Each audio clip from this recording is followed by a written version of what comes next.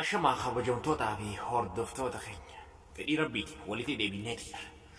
Bakka jirtanitti nagaan koo kanonni irraa buqqee isin haadha qabuun isiniin ja'a. Ani kabneettani gingilchaa keessan walitti deebinee jira qophii ajaa'ibaa qabanne. Qophiin kunis torbanitti al takka kan isiniif dhiyaatu qorraa jira beektaa nurra ilaalinaadha. Torbanitti al takka isiniif dhiyaata hamma jalqabuudhaa deemti qophiin kuni.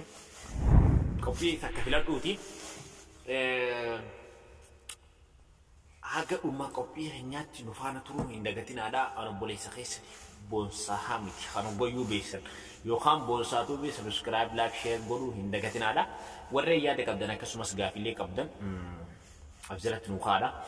Koomentii jalatti jechuudha. Koomentii garaagaraa akkasuma karaa fuulduraatti diraamoota wanta dheeroo fiilmiis dalaguudhaaf qophii xumurreetti jirra jechuudha. Karaa fuulduraatti yoo rabbiin haala nu mijeesse fiilmoota garaagaraa barreesseetiin jira.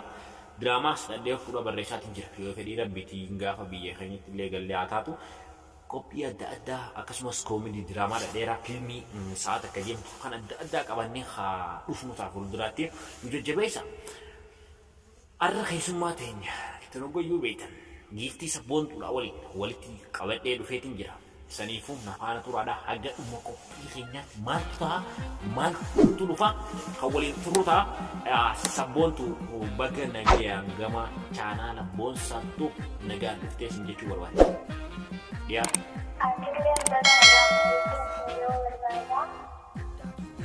Yaa nagaa gaafa dhufa hordoftoota.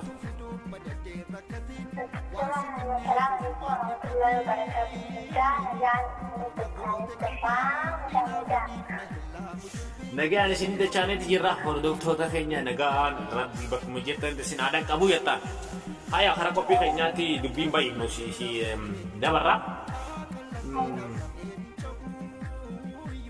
Jalqabaatti sabboontuun eenyu sabboontuun eessa dhalate?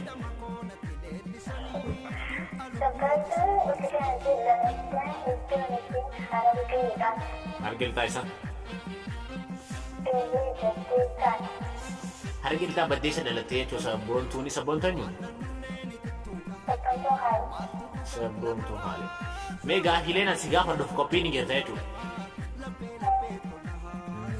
Gaaffiin asi gaafa dhufu. Jaarsa keetii fi obboleessa kee ejjira kamirra jaalata? Waan akkana na gaafatanii lameen keessaa dirqama tokko filachuu qabda. Obboleessa keetii fi jaarsa kee kamirra jaalata?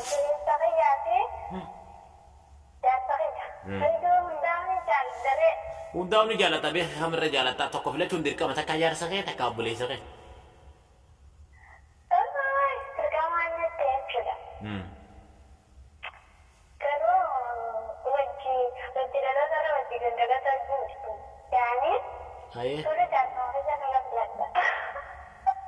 Aye, amma carraan tokko ati Ameerikaa jiraattee nama lama fidadhuu siin jedhan nama lama keessaa tokko fidadhuu siin jedhan obboleessa kee fidatta moo jaarsa kee fidatta?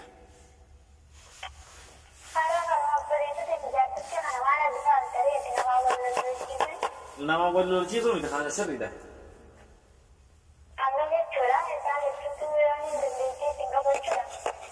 Tokkuma keessaa fardhaa carraadha wanta kun.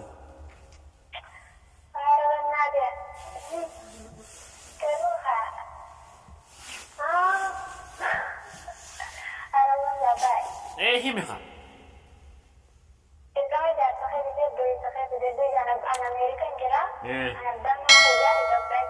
Misal lo jual beri.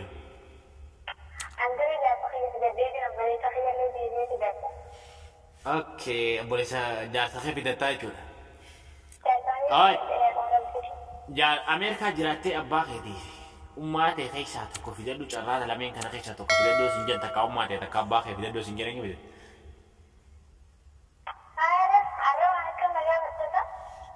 Gak James.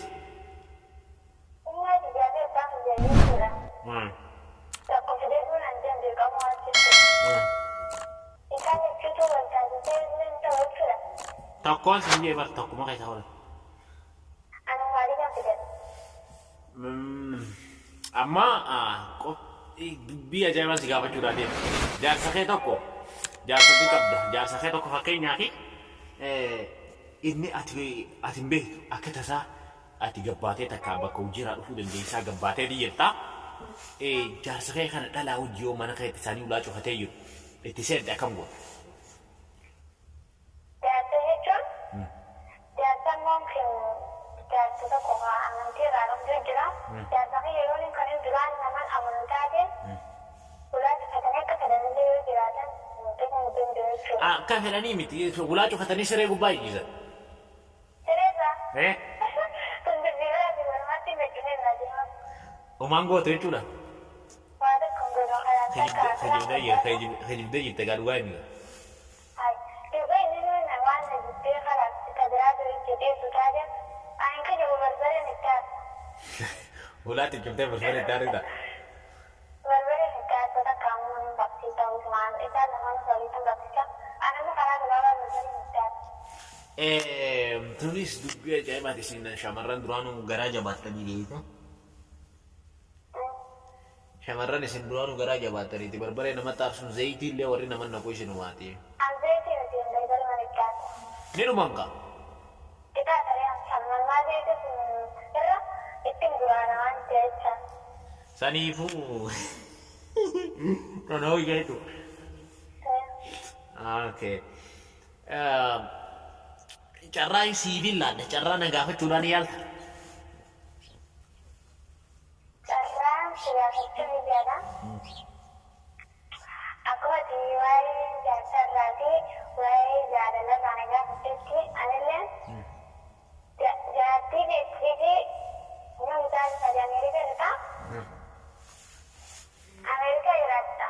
Jaartii beeksisii fi ummaa deemtaa filadee sin jaanatti roofuu fidatanii deemuna deemsiidha. Ani lachuun hin jaaladha akka jawaabaa jaaladhummaa xiyyaa fi abbaa kiyyaa. Ummaa deemsisu gaafa deemee jaartii beeksisii abbaa jaartii beeksisii ummaa deemsisaa beeksisiinta. Jaartifummaa wal madaalanii ati jaartifummaa isa wal ga'e. Laakiin jaartii gaafachuun qaba.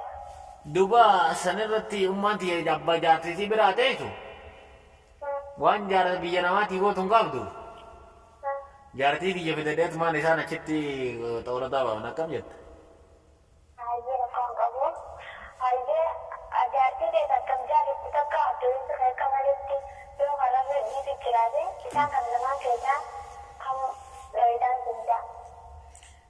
Obboleessa keetii fi hawwuu bilbila waan na gaafatanii. Obboleessa kee tokko jaartii ta'e akkam jaalatti kanarratti isaa akka maletti nu jiru agarra. Maal irratti badiirra mooqarootuma? Badii maalitti hin jiree gaafa irra galuu danda'an rabbi geera. Duuba obboleessaan waan ta'u jaartis waan ta'u adda dhorkeetumaan gaa waan inni dheessan.